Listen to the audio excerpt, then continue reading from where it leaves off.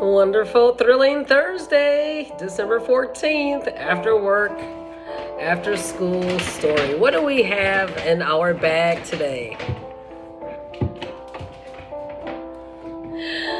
Zora, the Story Keeper. Nice. Zora, the Story Keeper. And it's by Ebony Joy Wilkins. And Dare Coulter is the illustrator. Trying to get the glare away. Well, when we open up, it won't be so much of a glare. Zora, yes. She keeps near and says, oh my goodness, is this going to be too long? We want to be under 10 minutes. Okay, I don't know, let's try it. When I grow up, what did you used to say when you were little and you wanted to be something or do something when you grew up? Isn't it funny like how time passed so quickly? I was sharing that with my friends a couple days ago, my birthday. I was like, man, we were just tripping out. We were just in high school graduating. And look at us now. Wow, not just in high school, but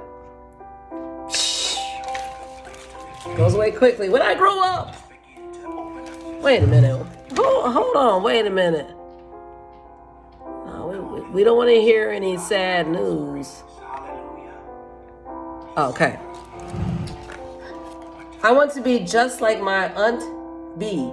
She is the best storyteller I know. Aunt B used to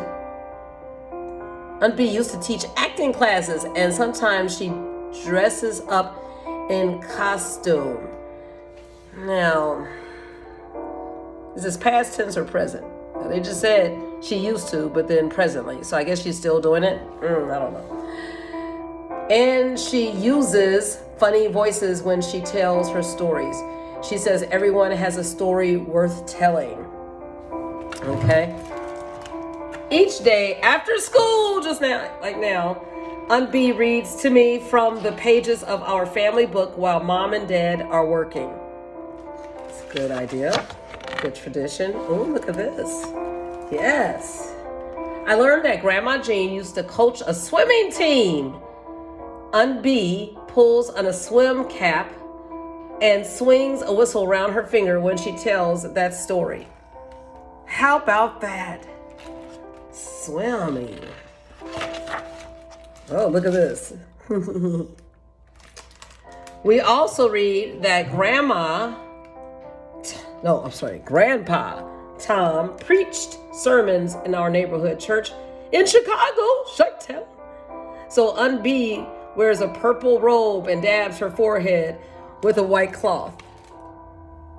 That's right. Because he's preaching, well, he preached with all that he had in him. Sometimes I dress up too, and her kitchen becomes our stage. Love it, Aunt B. My page is near the end of the book. I think about what Aunt B will read about me. Maybe that I like making snow angels and running races with my cousins at our family reunions. What's something you like to do in the fall? What about the winter? Yeah, every season there's something beautiful. Maybe she'll read that I want to play tennis like Serena and Venus. I plan to be a veterinarian, perhaps.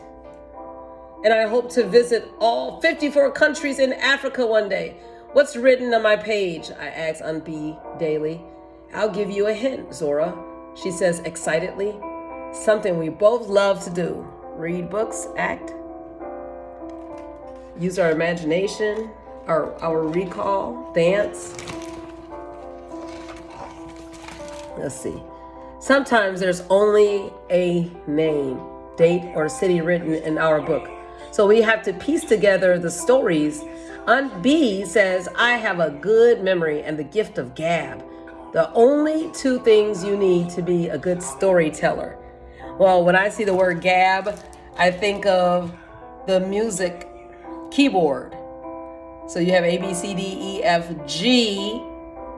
And instead of going to H, you would go to A, B.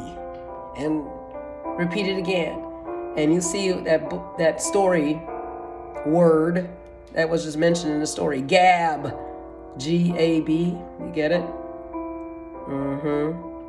Even though when you're playing woodwinds, it's opposite, B-A-G. But in piano, it's G-A-B. The opposite. But anyway, all right. That's enough teaching music. Off hours. One day, the family book is open to Uncle Ted's page, but Aunt B isn't in costume yet. She's resting. She opens her eyes when I touch her shoulder and tells me I'll need to help her today.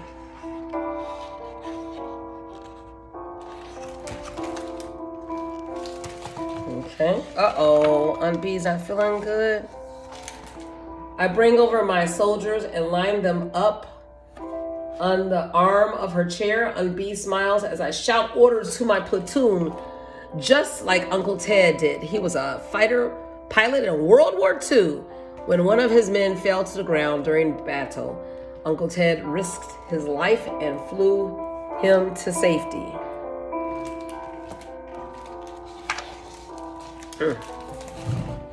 With each story, we get closer to my page, but lately Aunt B hasn't touched her costumes. All the stories sound the same, and she'd been missing words while she reads. I get scared, but she makes me promise I won't worry Uncle Ralph or Mom and Dad. I won't worry them about it. Uncle Ralph, Mom, and Dad about it. Uh-oh. Aunt B, what's wrong? I ask. She makes space for me at the end of the bed. Nothing, Zora, she tells me. Everything's fine. Her voice is tiny. I don't know if you can see this. Almost a whisper, like she's far away.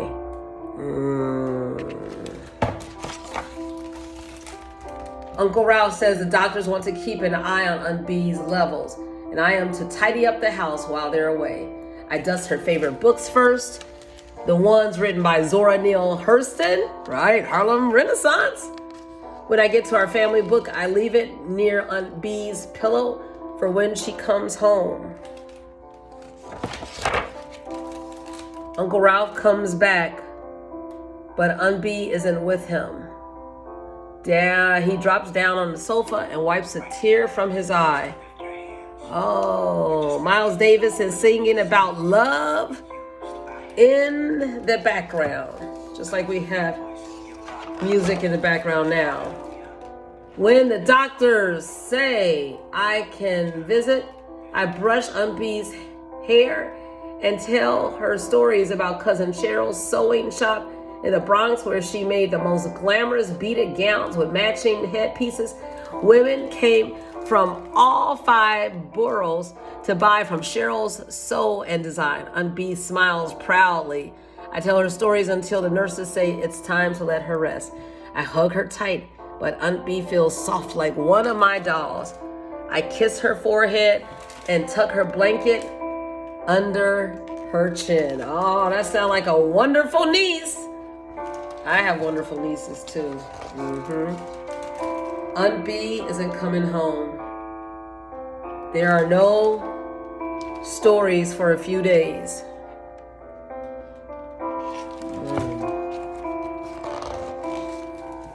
Mom sets my Sunday dress on the bed. I slip it on, pull my locks up into a high bun, and step into my cowgirl boots. Aunt B and Uncle Ralph's place is full of family. Everyone knows to bring a dish and a photo and a story for our family book. Aunt B's stories were much better than the ones I hear today. It's kind of dark.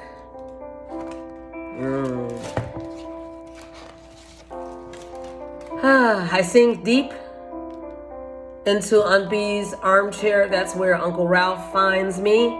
After everyone goes home, your aunt wanted you to have this. There's a silver bow and a card with my name written on top. The smooth leather feels familiar like home. The pages smell like Aunt B's pound cake. I open the cover slowly and he hands me an envelope full of photos. On the backside of each one, I find names and dates. He says I'm to add them to the book. How precious. I turned to the last page. My story is there, just like Aunt B said it would be. There's a message next to my name, Zora, the story keeper. I make space for Uncle Ralph to sit. As I add the photos to Aunt B's page, I start to place her story together. Aunt B. It's an obituary. Every day we're writing our obituary, believe it or not. What are we going to have said? Let's enjoy what we have right now. Thank you, Ebony Joy Wilkins, PhD. And thank you, Derek Coulter. You all are both reminders of the gifts that we have. Thank you so much. And let's get writing and living.